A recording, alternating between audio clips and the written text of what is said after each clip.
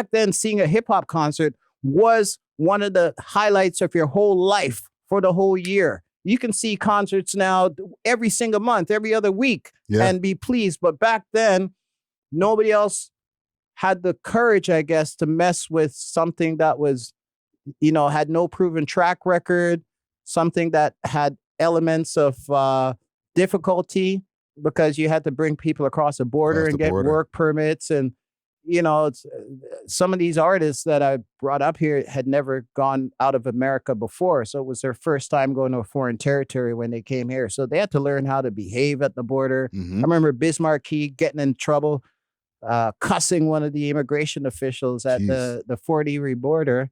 And, he wasn't taking it because, he was so self-righteous in who he was. He didn't respect the authority at the time. And I just remember his last words, I don't care. I'll just call my pops. My pops will come get me. And, he doesn't even know where he is. He's like, come on, man.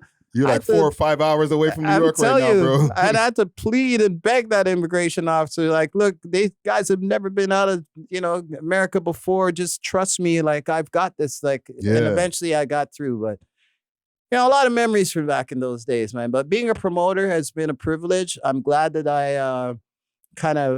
I think it was so relative to doing the radio show too. It helped me understand hip hop more completely. And, it's not been a one-dimensional experience for me. I've seen it from a lot of angles. I've seen its evolution.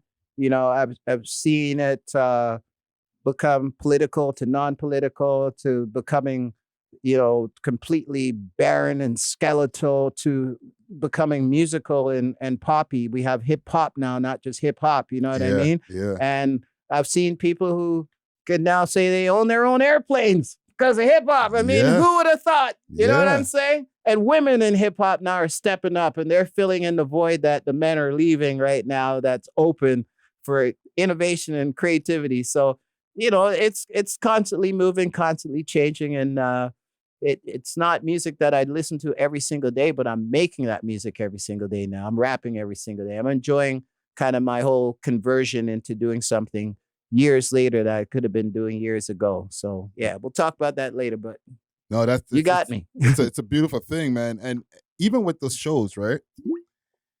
Can you give me a show that one of the shows that you were most proud of?